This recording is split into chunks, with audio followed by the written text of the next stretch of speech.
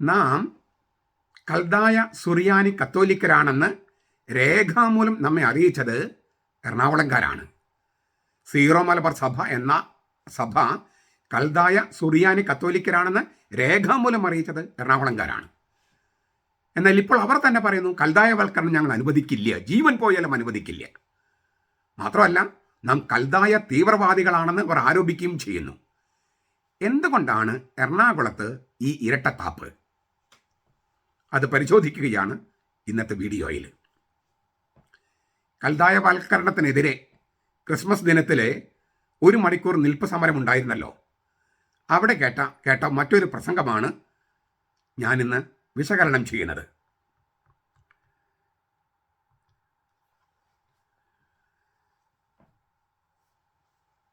എറണാകുളം അങ്കമാലി അതിരൂപതയിൽ കൽദായ ചിന്തകളുടെ തീവ്രവാദമുണ്ട്.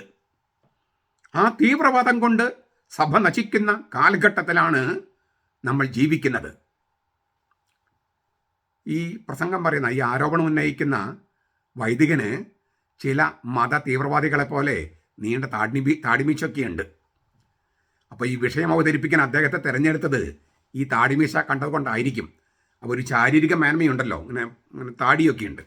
അപ്പോൾ ഒരു തീവ്രവാദത്തെക്കുറിച്ചും ഭീകരവാദത്തെക്കുറിച്ചൊക്കെ സംസാരിക്കാൻ അദ്ദേഹമായിരിക്കും നല്ലതെന്ന് ഈ സംഘാടകർ കരുതി കാണും. എറണാകുളം അങ്കമാലി അതിരൂപതയിൽ കൽദായ ചിന്തകളുടെ തീവ്രവാദമുണ്ട്. എന്താണ് തീവ്രവാദം? ഇതിനുള്ള മറ്റൊരു വാക്കാണ് ഭീകരവാദം, ഇംഗ്ലീഷിൽ ടെററിസം. 100-ലേറെ നിർവചനങ്ങളാണ് ഞാൻ കണ്ടത്. അതായത് ഈ പ്രതിഭാസത്തിന് സർവസമ്മതമായ ഒരു നിർവചനമില്ലെന്ന് ചുരുക്കം.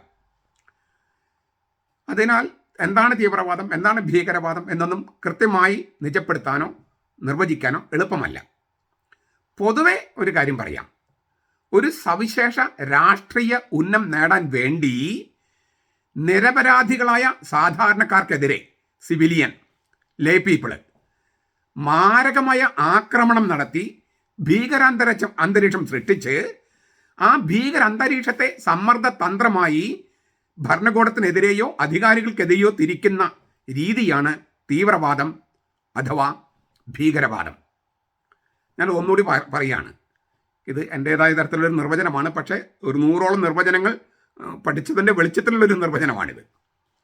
ഒരു സവിശേഷ രാഷ്ട്രീയ ഉന്നം നേടാൻ വേണ്ടി നിരപരാധികളായ സാധാരണക്കാർക്കെതിരെ, സിവിലിയൻ, മാരകമായ ആക്രമണം നടത്തി ഭീകരാന്തരീക്ഷം സൃഷ്ടിച്ച് ആ ഭീകരാന്തരീക്ഷത്തെ സമ്മർദ്ദ തന്ത്രമായി ഭരണകൂടത്തിനെതിരെയോ അധികാരികൾക്കെതിരെയോ തിരിക്കുന്ന രീതിയാണ് തീവ്രവാദം അഥവാ ഭീകരവാദം. സാധാരണമായുള്ള സമരസഹനങ്ങൾ അതിൽ നിന്നും വ്യത്യസ്തമായി തീവ്രമായ ഭീകരമായ സമരരീതി അവലംബിക്കുന്നത് കൊണ്ടാണ് ഇതിനെ തീവ്രവാദം അല്ലെങ്കിൽ ഭീകരവാദം എന്ന് പറയുന്നത്. ഉപയോഗിക്കുന്ന രീതികൾ തീവ്രമാണ്, സൃഷ്ടിക്കുന്ന അന്തരീക്ഷം ഭീകരമാണ്. അതുകൊണ്ടാണ് ഈ 2 വാക്കുകൾ മാറി മാറി ഉപയോഗിക്കുന്നത്. പോരാളികളല്ലാത്തവരുടെ ജീവനെയാണ് അവർ ലക്ഷ്യം വയ്ക്കുന്നത്. അതായത് ഇപ്പം യുദ്ധത്തിന് പോകുന്ന സൈന്യത്തെ അത് ആക്രമിക്കുന്ന യുദ്ധത്തിൻ്റെ ഒരു ഭാഗമെന്ന് കരുതുക. ഇത് സാധാരണ പൗരന്മാരെ, നിഷ്കളങ്കരായ ആളുകളെ, അവരെയാണ് ഉന്നം വയ്ക്കുന്നത്. മിക്കപ്പോഴും അവരുടെ ലക്ഷ്യമെന്ന് പറയുന്നത് ഈ വികലമായ ലക്ഷ്യങ്ങളാണ്. ഒരു ഉദാഹരണം പറഞ്ഞാൽ അരാജകത്വം സൃഷ്ടിക്കുക, മൊത്തത്തിൽ ഒരു അസ്വസ്ഥതയും അസമാധാനവും സൃഷ്ടിക്കുക, എല്ലാം കുഴഞ്ഞു മറിഞ്ഞ അവസ്ഥ സൃഷ്ടിച്ചാൽ, എല്ലാം കുഴഞ്ഞു മറിഞ്ഞ് കിടക്കുന്ന ഒരവസ്ഥ സൃഷ്ടിച്ചാൽ അത് മുതലെടുക്കാം, അത് രാഷ്ട്രീയമായിട്ട് മുതലെടുക്കാം. സമൂഹത്തെ ആകെ കലക്കുക, ആ കലക്ക വെള്ളത്തിൽ മീൻ പിടിക്കുക. പിന്നെ ഈ തീവ്രവാദത്തിനോ ഭീകരവാദത്തിനോ ഉള്ള വളരെ പ്രധാനപ്പെട്ട ഒരു സ്വഭാവ വിശേഷമുണ്ട്. സംഘത്തിലെ മറ്റംഗങ്ങളുമായുള്ള ദൃഢമായ സാമൂഹിക ബന്ധം പാലിക്കുക. അങ്ങനെ ഓരോ ഭീകരവാദിയെയും സംഘടനയിൽ നിലനിർത്തുക. അതായത് അവരെന്ത് തെറ്റ് ചെയ്താലും അവരെ സഹായിക്കാനുണ്ടാകും ഈ സംഘബോധം. അതാണ് ഈ ഭീകരവാദത്തിൻ്റെ, തീവ്രവാദത്തിൻ്റെ മറ്റൊരു സവിശേഷത. ഞാൻ ഇത്തരം പറഞ്ഞത് ഈ എറണാകുളം അങ്കമാലി അതിരൂപതയിൽ കൽദായ ചിന്തകളുടെ തീവ്രവാദമുണ്ട് എന്ന് ഈ അച്ഛൻ ആരോപിക്കുമ്പോൾ എന്താണ് ഈ തീവ്രവാദം, എന്താണ് ഭീകരവാദം എന്ന് ചെറിയൊരു തരത്തിലെങ്കിലും നമുക്കൊരു അറിവുണ്ടാകണമല്ലോ. അപ്പോൾ ഇച്ചിരി വിസ്തരിച്ച് ഞാൻ പറഞ്ഞു ഈ ഭീകരവാദം എന്താണ്, തീവ്രവാദം എന്താണ്. സുറിയാനി കത്തോലിക്ക സഭയിലെ മെത്രാന്മാരെല്ലാവരും ലിറ്റർജിയെ സംബന്ധിച്ച് ഒറ്റക്കെട്ടായി 1999 എടുത്തിരിക്കുന്ന തീരുമാനമാണ് വിമത വൈദികര് കൽദായ തീവ്രവാദത്തിൻ്റെ ഒരു തീരുമാനം എന്ന് മുദ്ര കുത്തുന്നത്. ഇപ്പോൾ അവർ പറയണു കത്തോലിക്ക സഭയുടെ കാനൻ നിയമം തന്നെ കൽദായ തീവ്രവാദത്തിന് ഉൽപ്പന്നമാണെന്ന്. ഞാൻ മുകളിൽ പറഞ്ഞ നിർവചനത്തിലെ ഘടകങ്ങൾ ഈ വിമത വൈദികർക്കും അവരുടെ കൊട്ടേഷൻ സംഘമായ അൽമായ മുന്നേറ്റക്കാർക്കുമാണ് ഏറ്റവും കൂടുതൽ ചേരുക. കത്തോലിക്ക സഭ എന്ന പ്രസ്ഥാനത്തെ ഭീകരവാദത്തിലൂടെ അരാജകത്വത്തിലേക്ക് നയിക്കാമെന്ന് വിചാരിക്കുന്നത് ഈ വിമത വൈദികരാണ്. നിരപരാധികളായ സാധാരണക്കാർക്കെതിരെയാണ് ഭീകരവാദികൾ ആക്രമണം നടത്തുക. നോക്കൂ, എറണാകുളം അങ്കമാലി അതിരൂപതയിലെ 6 ലക്ഷത്തോളം വരുന്ന അൽമായരെയാണ് അവരാക്രമിക്കുന്നത്. മാർപ്പാപ്പയെയും പൗരത്വ തിരുസംഘത്തെയും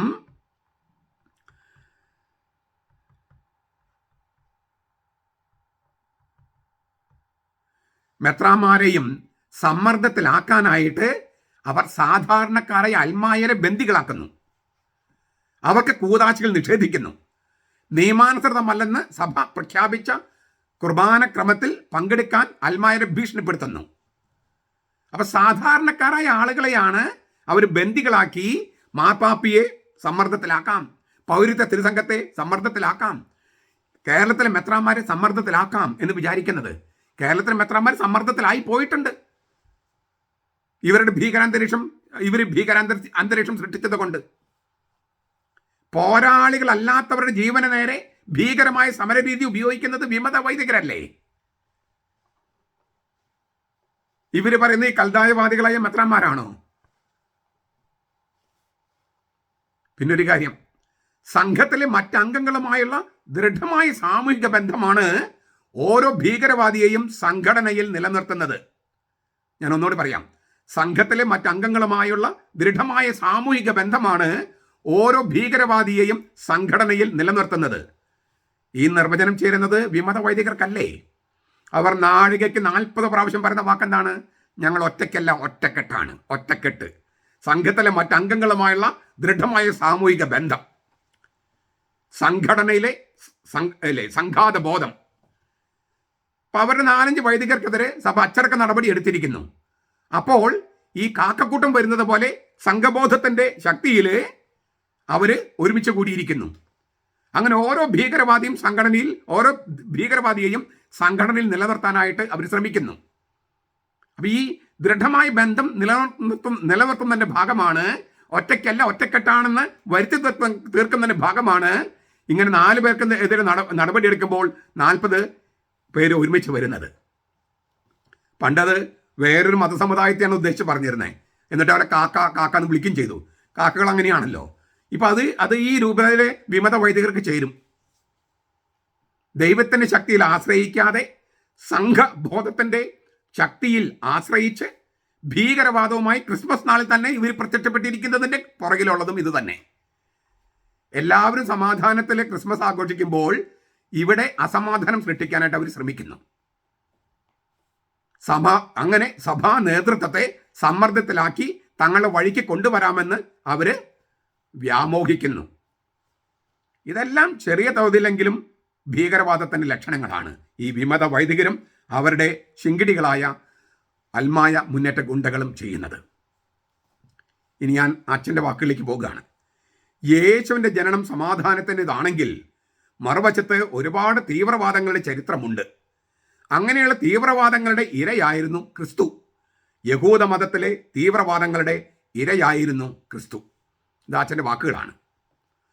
തീർത്തും മാനുഷികമായി നോക്കിയാൽ ഈ വാക്കുകളുടെ അർത്ഥം അല്ലേ അത്ര നമ്മൾ എതിർക്കേണ്ടതാണെന്ന് തോന്നില്ല. ഇദ്ദേഹം പറയുന്നതിനോട് വിയോജിക്കേണ്ട കാര്യമില്ലെന്നും തോന്നാം. എന്നാൽ ക്രിസ്തു തൻ്റെ മരണത്തെ അങ്ങനെയല്ല കണ്ടതും വ്യാഖ്യാനിച്ചതും. യോഹന്നാന്റെ സുവിശേഷം 10:17-18 വാക്യങ്ങളിൽ കർത്താവ് പറയുന്ന വാക്കുകൾ എങ്ങനെയാണ്? എൻ്റെ ജീവനെ വീണ്ടും പ്രാപിക്കേണ്ടതിന് ഞാനത് അർപ്പിക്കുന്നതിനാൽ പിതാവ് എന്നെ സ്നേഹിക്കുന്നു. ആരും അത് എന്നിൽ നിന്ന് പിടിച്ചെടുക്കുകയല്ല. ഞാനത് സ്വമനസാ സമർപ്പിക്കുകയാണ്. അത് കൊടുക്കാനും വീണ്ടും പ്രാപിക്കാനും എനിക്ക് അധികാരമുണ്ട്. ഈ കൽപ്പന എൻ്റെ പിതാവിൽ നിന്ന് എനിക്ക് ലഭിച്ചിരിക്കുന്നു. നമുക്കതൊന്നുകൂടി വചനം നിങ്ങളുടെ കയ്യിലുണ്ട്, എന്നാലും ഞാൻ ഒന്നുകൂടി പറയാം. എൻ്റെ ജീവനെ വീണ്ടും പ്രാപിക്കേണ്ടതിന് ഞാൻ അത് അർപ്പിക്കുകയാണ്. അതിനാൽ പിതാവിനെ സ്നേഹിക്കുന്നു. ആരും അത് എന്നിൽ നിന്ന് പിടിച്ചെടുക്കുകയല്ല. ഞാനത് സ്വമനസാ സമർപ്പിക്കുകയാണ്. അത് കൊടുക്കാനും വീണ്ടും പ്രാപിക്കാനും എനിക്ക് അധികാരമുണ്ട്. ഈ കൽപ്പന എൻ്റെ പിതാവിൽ നിന്ന് എനിക്ക് ലഭിച്ചതാണ്. പിതാവിൻ്റെ ഹിതം തിരിച്ചറിഞ്ഞ പുത്രൻ സ്വയം ബലിയാകാൻ തീരുമാനിക്കുകയായിരുന്നു. തീർച്ചയായിട്ടും ബലിവസ്തു എന്ന നിലയിൽ യേശു ഇരയാണ്. എന്നാൽ ബലിയർപ്പകൻ അവൻ തന്നെയാണ്. മഹാപുരോഹിതൻ അവൻ തന്നെയാണ്. ആ നിലയിൽ അവൻ നമ്മുടെ ഓരോരുത്തരുടെയും അക്രമം തന്നിലേക്ക് തന്നെ തൻ്റെ സ്വന്തം ഇഷ്ടത്താൽ വലിച്ചെടുത്ത് നിർവീര്യമാക്കി നമ്മെ ശുദ്ധീകരിക്കുകയാണ്. ഇതാണ് ക്രിസ്തു ചെയ്തത്. ഞാൻ ഒന്നുകൂടി പറയാം. ബലിയർപ്പകൻ അഥവാ മഹാപുരോഹിതൻ എന്ന നിലയിൽ അവൻ നമ്മുടെ ഓരോരുത്തരുടെയും അക്രമം തന്നിലേക്ക് തന്നെ സ്വന്തം ഇഷ്ടത്താൽ വലിച്ചെടുത്ത് സ്വാംശീകരിച്ചെടുത്ത് നിർവീര്യമാക്കി നമ്മെ ശുദ്ധീകരിക്കുകയായിരുന്നു. ഇതാണ് കുരിശിൽ സംഭവിച്ചത്. അതിപ്പോഴും തുടരണമെങ്കിൽ കൂദാശകൾ വേണം. കൂദാശകളിലൂടെ അല്ലാതെ ഈ വലിച്ചെടുക്കലും നിർവീര്യമാക്കലും ശുദ്ധീകരിക്കലും നടക്കില്ല. ഈ കൂദാശകളില്ലെങ്കിൽ കുരിശിലെ മരണം ഒരു ചരിത്ര സംഭവം മാത്രമായിട്ട് നിലനിൽക്കും. ഇന്നതിന് പ്രസക്തി ഉണ്ടാകില്ല. ഇന്നത് പ്രസക്തമാകണമെങ്കിൽ കൂദാശകൾ വേണം. അപ്പോൾ ഈ യേശു സ്വയം സമർപ്പിക്കുകയായിരുന്നു. അപ്പം ഇരയാക്കപ്പെട്ടു എന്ന് പറയുന്നത് ഒരു തീർത്തും മാനുഷികമായിട്ടാണ്. ദൈവം അങ്ങനെയല്ല കണ്ടത്. ദൈവം കണ്ടത് തൻ്റെ മക്കളുടെ പാപം തന്നിലേക്ക് തന്നെ വലിച്ചെടുത്ത് അതിനെ നിർവീര്യമാക്കി ഈ പാപികളെ ശുദ്ധീകരിക്കുന്നതാണ്. അതുകൊണ്ടാണ് കർത്താവ് പറഞ്ഞത്, ആരും അത് എന്നിൽ നിന്ന് പിടിച്ചെടുക്കുകയല്ല, ഞാനത് സ്വമനസാ സമർപ്പിക്കുകയാണ്. അത് കൊടുക്കാനും എടുക്കാനും എനിക്ക് അധികാരമുണ്ട്.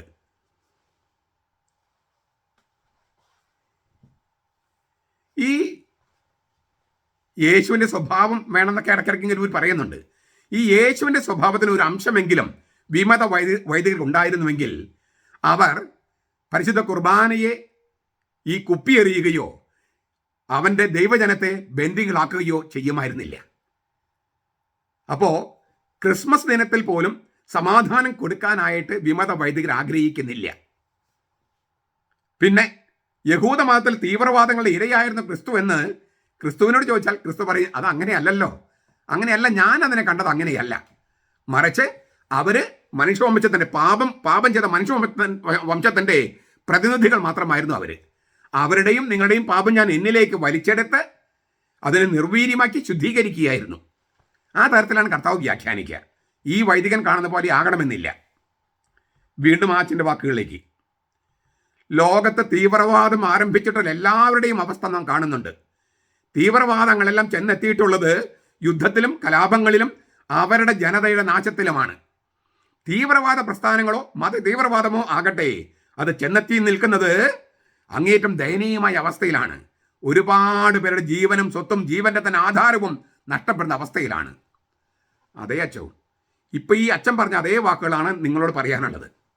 നിങ്ങൾ എറണാകുളം അങ്കമാലി അതിരൂപതയെ കൊണ്ടെത്തിച്ചിരിക്കുന്നത് ഈ ദയനീയമായ അവസ്ഥയിലാണ്. അവിടെയാണ് നിങ്ങൾ കലാപങ്ങൾ സൃഷ്ടിക്കുന്നത്.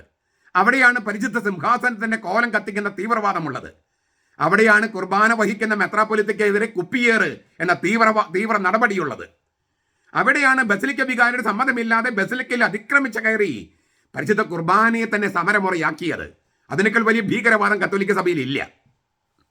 കർത്താവിനെയാണ് നിങ്ങൾ ബന്ദിയാക്കിയത്. എത്ര മണിക്കൂർ? പാർലമെന്റിന് ആക്രമണത്തെ ഭീകരാക്രമണം എന്നാണ് വിശേഷിപ്പിക്കുന്നത്. അതിരൂപതരെ മെത്രാസന മന്ദിരത്തിനകത്തും കത്തീഡ്രൽ പള്ളിയിലും നിങ്ങൾ അതിക്രമിച്ച് കടക്കുകയായിരുന്നു. സംഘബലം കൊണ്ട് അക്രമം കാണിക്കുകയായിരുന്നു. ഇപ്പം നിങ്ങൾ ഈ മെത്രാസന മന്ദിരത്തിന്റെ പുറത്തും അതേ തീവ്രവാദ പ്രവർത്തനങ്ങൾ തുടരുന്നു. നിങ്ങൾ യുദ്ധത്തിലും കലാപത്തിലുമാണ് എല്ലാവരെയും കൊണ്ടെത്തിക്കുന്നത്. തീവ്രവാദ പ്രസ്ഥാനങ്ങൾ, മതതീവ്രവാദം അത് ചെന്നെത്തുന്ന അങ്ങേയറ്റം ദയനീയമായ അവസ്ഥയിലാണ് എന്ന് അച്ഛൻ പറഞ്ഞു. അതുതന്നെയാണ് സംഭവിച്ചിരിക്കുന്നത്. എറണാകുളം അങ്കമാലി അതിരൂപതയിൽ നിങ്ങളുടെ തീവ്രവാദം, നിങ്ങളുടെ ഭീകരവാദ പ്രവർത്തനങ്ങൾ എത്തിച്ചിരിക്കുന്നത് ഇതുപോലെയുള്ള ഒരു അവസ്ഥയിലാണ്.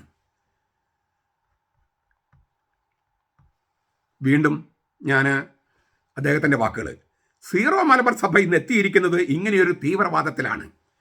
കൽദായ ചിന്തകളുടെ തീവ്രവാദം കൊണ്ട് സഭ നശിച്ചുകൊണ്ടിരിക്കുന്ന ഒരു കാലഘട്ടത്തിലേക്ക് അതിനുവേണ്ടി വക്താക്കളാകാൻ കുറെ ആളുകൾ അവരെ എതിർക്കുന്നവരെ കൊല ചെയ്യണമെന്ന് ആക്രോശിക്കുന്ന ഒരു സമൂഹത്തെ ഉണ്ടാക്കിയെടുത്തിരിക്കുകയാണ് അധികാരി വർഗം. ഈ അച്ഛൻ്റെ വാക്കുകളാണ്, ഒന്നുകൂടി കേൾക്കേണ്ടതുണ്ട്. സീറോ മലബാർ സഭ ഇന്ന് എത്തിയിരിക്കുന്നത് ഇങ്ങനെയൊരു തീവ്രവാദത്തിലാണ്. കൽദായ ചിന്തകളുടെ തീവ്രവാദം കൊണ്ട് സഭ നശിച്ചുകൊണ്ടിരിക്കുന്ന ഒരു കാലഘട്ടമാണിത്. അതിനുവേണ്ടി വക്താക്കളാകാൻ, കൽദായവൽക്കരണത്തിന് വേണ്ടി വക്താക്കളാകാൻ കുറെ ആളുകൾ അവരെ എതിർക്കുന്നവരെ കൊല ചെയ്യണമെന്ന് ആക്രോശിക്കുന്ന ഒരു സമൂഹത്തെ ഉണ്ടാക്കിയെടുത്തിരിക്കുകയാണ് അധികാരി വർഗം. അപ്പൊ ഈ കൽദായ ചിന്തകളുടെ തീവ്രവാദം എന്നാണ് ഇദ്ദേഹം വിശേഷിപ്പിക്കുന്നത്. നമുക്കത് ഇച്ചിരി നന്നായിട്ട് പഠിക്കണ്ടേ? കുറെ നാളെ ഈ കൽദായവൽക്കരണം, കൽദായ തീവ്രവാദം കേൾക്കുന്നു. എറണാകുളത്ത് അപ്പസ്തോലിക വികാരിയത്തിൽ പ്രഖ്യാപിച്ചത് ഏത് വർഷമാണ്? 1896. 1896, 19-ാം നൂറ്റാണ്ടിൽ ലിയോ 13 മാർപ്പാപ്പ അങ്ങനെ വികാരിയാത്തായിട്ട് പ്രഖ്യാപിച്ചപ്പോൾ മാർ ലൂയിസ് പഴയപ്പറമ്പിലിനെയാണ് അതിൻ്റെ മെത്രാനായിട്ട് നിയമിച്ചത്, അല്ലേ? 1896. അന്ന് എറണാകുളത്തെ അപ്പസ്തോലിക വികാരിയാത്തായി പ്രഖ്യാപിക്കുകയും അതിൻ്റെ മെത്രാനായി ലൂയിസ് പറമ്പിലിനെ നിയമിക്കുകയും ചെയ്തപ്പോൾ 1896 എറണാകുളത്തെ ആളുകൾ ലൂയിസ് പഴയപ്പറമ്പിൽ മെത്രാന് ഒരു മംഗളപത്രം കൊടുത്തു. അന്ന് അതിനെ മംഗളപത്രം എന്നല്ല പറയുക, മംഗലപത്രം എന്നാണ് പറയുക. ആ മംഗലപത്രത്തിൻ്റെ കോപ്പിയാണ് ഈ കാണുന്നത്. മംഗലപത്രം അങ്ങനെ എഴുതിയിട്ടുണ്ട് മുകളിൽ. ഞാനതൊന്ന് വായിക്കാം.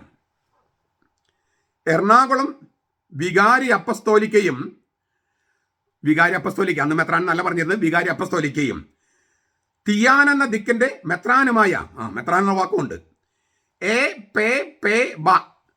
ഞാൻ വിചാരിക്കുന്നത് എത്രയും പെരിയ ബഹുമാനപ്പെട്ടെന്നായിരിക്കണം അതിന്റെ ഷോർട്ട് ഫോം.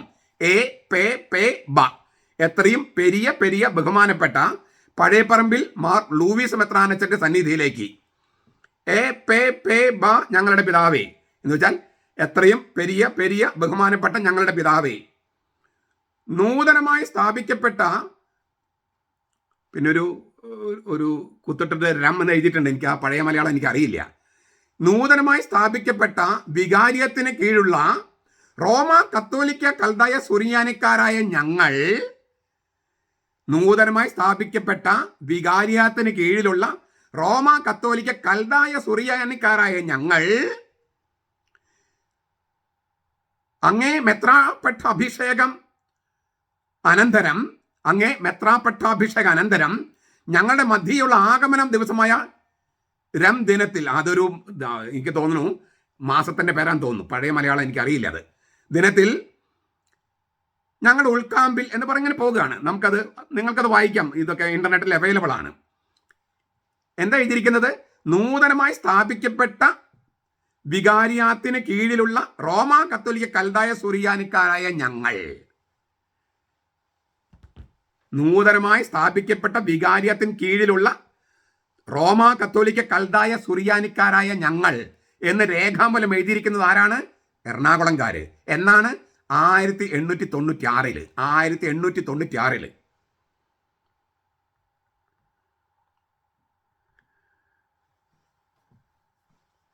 അപ്പോൾ ആരാണ് സീറോ മലബാർ സഭക്കാര്? അവര് കൽദായ കത്തോലിക്ക സുറിയാനിക്കാരാണ്. കത്തോലിക്കര്, കൽദായർ, സുറിയാനിക്കാര്. കത്തോലിക്കരാണ്, കൽദായരാണ്, സുറിയാനിക്കാരാണ്.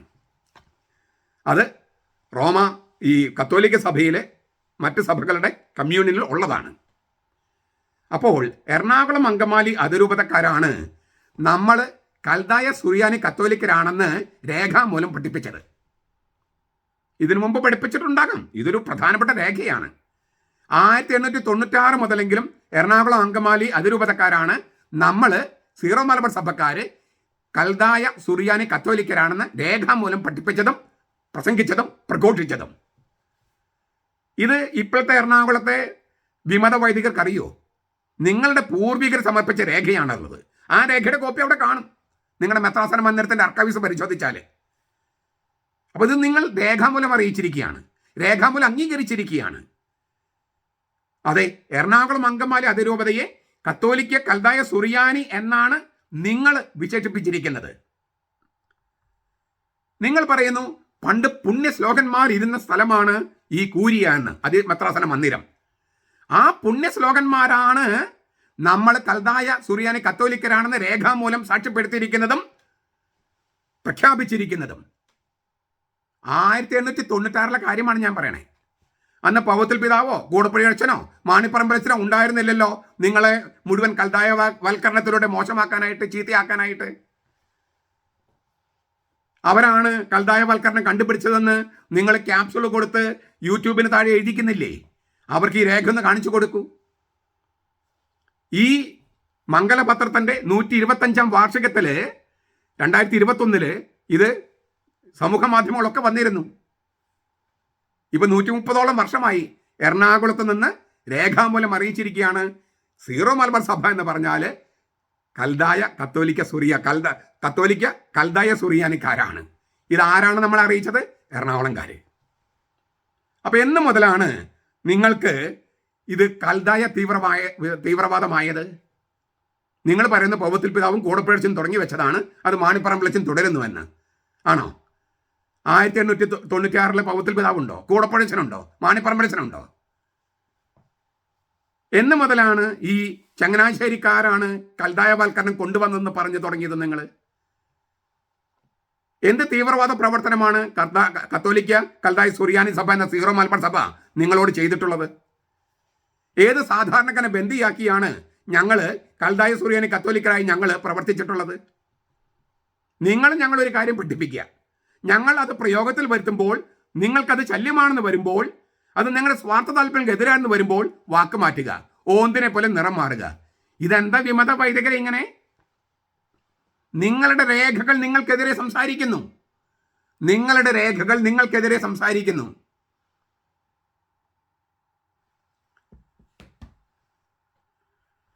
വീണ്ടും ആ അച്ഛൻ്റെ പ്രസംഗത്തിലേക്ക് പോവുകയാണ്. ജെഫ് എന്ന അച്ഛനെ സസ്പെൻഡ് ചെയ്തപ്പോൾ അദ്ദേഹത്തിനെതിരെ സൈബർ തീവ്രവാദം ഉണ്ടായി. ഈ തീവ്രവാദികൾ വളരുന്നത് സഭാ നേതൃത്വത്തിൻ്റെ ഒത്താശയോട് കൂടിയാണ്. ആർക്കെതിരെയാണോ നടപടി എടുക്കുന്നത് അവനെ കേൾക്കാനുള്ള അവസരം ഉണ്ടാകണം. അതുണ്ടായില്ല. അധികാരി പറഞ്ഞു അനുസരിച്ച് കൊള്ളണം, അല്ലെങ്കിൽ അവനെ നശിപ്പിക്കും.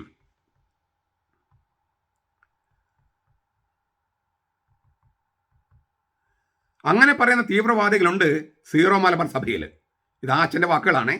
ക്രിസ്മസ് ദിനത്തിൽ ഈ നിൽപ്പ് സമരത്തിൽ കേട്ട വാക്കുകളാണ്. അധികാരികൾ അനുസരിക്കണം എന്നത് ഏത് പരിഷ്കൃത സമുദായത്തിലുമുള്ള വിശുദ്ധ പാരമ്പര്യമാണ്. ഏത് സംഘടനയുടെയും പ്രസ്ഥാനത്തിനെയും കെട്ടുറപ്പിൻ്റെ ഭാഗമാണത്. ക്രിസ്തുധർമ്മത്തിലാണെങ്കിൽ അനുസരണം അത് കൂടുതൽ ദൈവികമാണ്. മനുഷ്യനായി വന്ന ദൈവം യേശുക്രിസ്തു മരണത്തോളം, കുരിശു മരണത്തോളം അനുസരണമുള്ളവനായി തന്നെ താഴ്ത്തി. ആ അവൻ്റെ അലംഘനീയമായ അനുസരണത്തിൽ നാം പങ്കുപറ്റുന്നത് നമ്മുടെ അനുസരണത്തിലൂടെയാണ്. തീർച്ചയായിട്ടും നമ്മുടെ അനുസരണം ശകലീകൃതമാണ്. എങ്കിലും അങ്ങനെ അനുസരിക്കുമ്പോഴാണ് എല്ലാം തികഞ്ഞ അലംഘനീയമായ ക്രിസ്തുവിൻ്റെ അനുസരണത്തിൽ നാം പങ്കുപറ്റുന്നത് എല്ലാ ക്രിസ്ത്യാനികളും. അതിലൊരു പടി കൂടി കടന്ന് വൈദികര് അനുസരണം വാഗ്ദാനം ചെയ്ത് എഴുതി കൊടുത്തിട്ടുണ്ട്. ഇഷ്ടമുണ്ടെങ്കിലും ഇല്ലെങ്കിലും ക്രിസ്ത്യാനികൾ ഈ ന്യായമായ കൽപ്പന അനുസരിക്കണം. വൈദികർ രേഖാമൂലം എഴുതി കൊടുത്തിട്ടുണ്ട് അനുസരിക്കാമെന്ന്. പരാതികളുണ്ടെങ്കിൽ കേൾക്കാനുള്ള സംവിധാന സഭയിലുണ്ടല്ലോ. ഈ നിങ്ങൾ പറയുന്നു സീറോ മലബാർ സഭ എന്ന കൽദായ സുറിയാനി സഭയ്ക്കെതിരെ സഭയിലെ ജെഫിനെതിരെ സൈബർ ആക്രമണം ഉണ്ടായി എന്ന്. ഈ നിങ്ങൾക്ക് പറയാനായിട്ട് ഉളുപ്പുണ്ടോയെന്ന് ചെറിയ സംശയമുണ്ട്. ഈ സുറിയാനി കത്തോലിക്ക സഭയുടെ നേതൃത്വത്തിലിരുന്ന ആലഞ്ചേരി പിതാവിനെതിരെ നിങ്ങൾ അഴിച്ചുവിട്ട സൈബർ ആക്രമണത്തിന്റെ 10,000 അംശം പോലും ഈ ജെഫ് അച്ഛനെതിരെ ഉണ്ടായിട്ടുണ്ടോ? ആലഞ്ചേരി പിതാവിന് എതിരെ നിങ്ങൾ പടച്ചുവിട്ട നുണകൾ നിറഞ്ഞ സൈബർ ആക്രമണത്തിന്റെ 10,000 അംശം പോലും ഉണ്ടായിട്ടില്ല. ജെഫ് അനുസരണക്കേട് കാണിച്ചു. അപ്പോഴാണ് സൈബർ ആക്രമണം ഉണ്ടായാൽ തന്നെ എന്ത് തെറ്റാണ് ആലഞ്ചേരി പിതാവ് ചെയ്തത്? ഇപ്പം നിങ്ങൾ പെട്ടെന്ന് പറയും ഭൂമി കുംഭകോണ കേസ് ഉണ്ടായില്ലേ? അദ്ദേഹം ഒരു ഭൂമി കുംഭകോണ കേസും ഉണ്ടായിട്ടില്ല. ഒരു കുംഭകോണവും അദ്ദേഹം നടത്തിയിട്ടില്ല. അതേക്കുറിച്ച് വളരെ വ്യക്തമായുള്ള തെളിവുകൾ സഹിതം ഞാൻ ഒരു വീഡിയോ ചെയ്തിട്ടുണ്ട്. അത് കേൾക്കാൻ മനസ്സ് കാണിക്കൂ. നിങ്ങളുണ്ടാക്കിയ ഒരു കേസാണ് ഭൂമി കുംഭകോണ കേസ്. ഈ റെസ്റ്റിറ്റ്യൂഷനും നിങ്ങളുണ്ടാക്കിയ ഒരു പരിപാടിയാണ്. അത് ആലഞ്ചേരി പിതാവ് തിരിച്ചടക്കണമെന്നുള്ളത്. അങ്ങനെയല്ല റോമിൽ നിന്നുള്ള കൽപ്പനയും ഒക്കെ വന്നിരിക്കുന്നത്. നിങ്ങൾ മനുഷ്യരെ തെറ്റിദ്ധരിപ്പിക്കാൻ, ആശയക്കുഴപ്പമുണ്ടാക്കാൻ, അങ്ങനെ അരാജകത്വം സൃഷ്ടിക്കുന്ന തീവ്രവാദ പ്രവർത്തനം നടത്തുന്നത് നിങ്ങളാണ്. ഇല്ലാത്ത കേസുണ്ടാക്കി.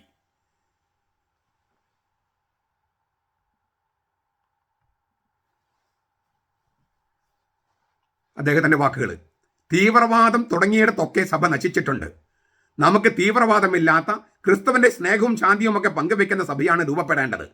അതിന് മെത്രാന്മാർ തയ്യാറായില്ലെങ്കിൽ അവരെടുക്കുന്ന ഈ തീവ്രവാദം തന്നെ അവരെയും നശിപ്പിക്കും.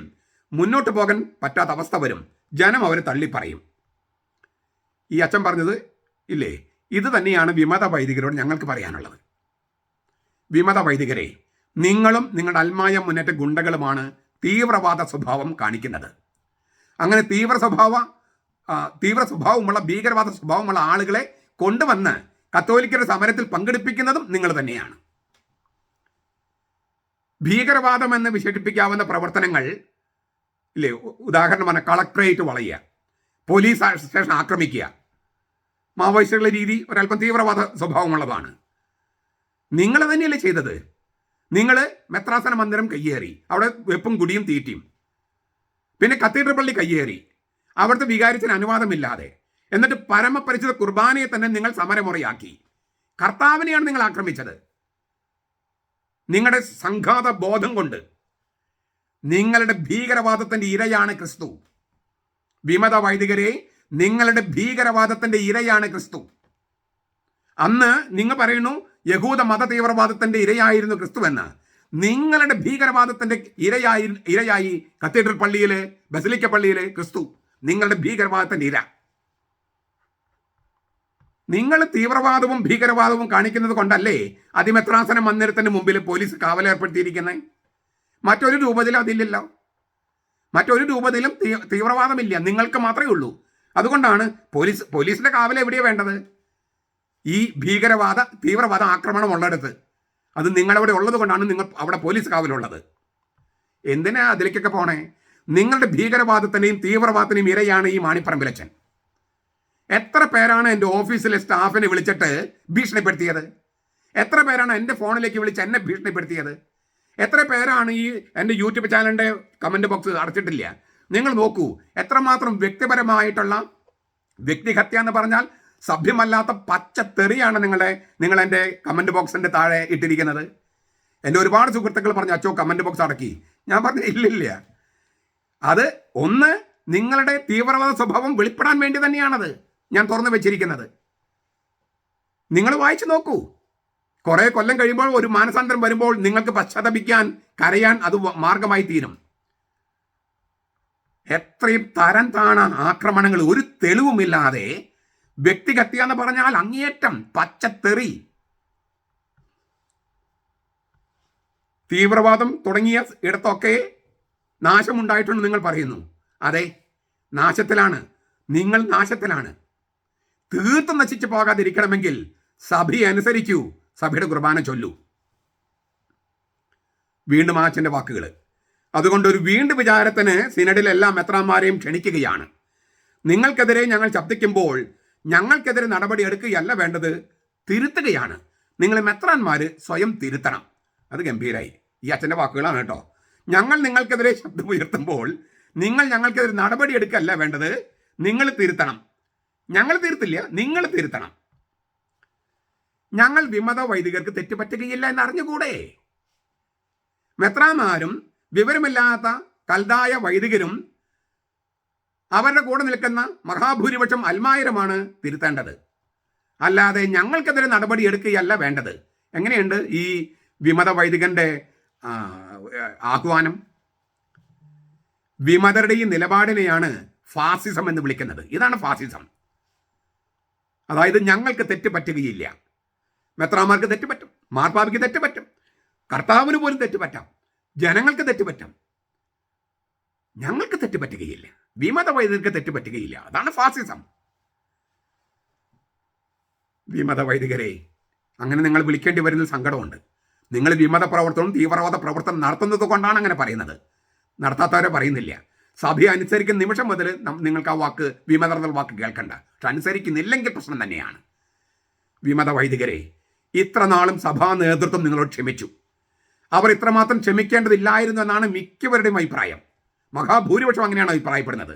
എന്നിട്ടും ആരോപണങ്ങൾ എത്രയൊക്കെ ഉണ്ടായിട്ടും, മെത്രാന്മാർ വാഴപ്പിണ്ടികളാണെന്നുള്ള ആരോപണം അനേക പ്രാവശ്യം കേട്ടിട്ടും അവർ നിങ്ങളോട് കാരുണ്യം കാണിച്ചു ക്ഷമിച്ചു. നിങ്ങൾ അനുസരിക്കുമെന്ന് വിചാരിച്ച് കാത്തിരുന്നു. എന്നാൽ നിങ്ങൾ പുളിച്ചിട്ട് ഇറക്കാൻ പറ്റാത്ത കാട്ടുമുന്തിരിയാണ് പുറപ്പെടുവിക്കുന്നത്. കർത്താവിൻ്റെ വാക്കുകളാണ്. നിങ്ങൾ പുളിച്ചിട്ട് ഇറക്കാൻ പറ്റാത്ത കാട്ടുമുന്തിരി ആണ് പുറപ്പെടുവിച്ചത്. അതിനാൽ ഈ മുന്തിരിത്തോപ്പ് വേറെ വേലക്കാരെ ഏൽപ്പിക്കാൻ സമയമായിരിക്കുന്നു. നമ്മുടെ കർത്താവ് ഈശോ മിശിഹായുടെ കൃപയും പിതാവായ ദൈവത്തിൻ്റെ സ്നേഹവും പരിശുദ്ധാത്മാവിൻ്റെ സഹവാസവും നാം എല്ലാവരോടും കൂടി ഉണ്ടായിരിക്കട്ടെ, ഇപ്പോഴും എപ്പോഴും എന്നേക്കും. ആമേൻ.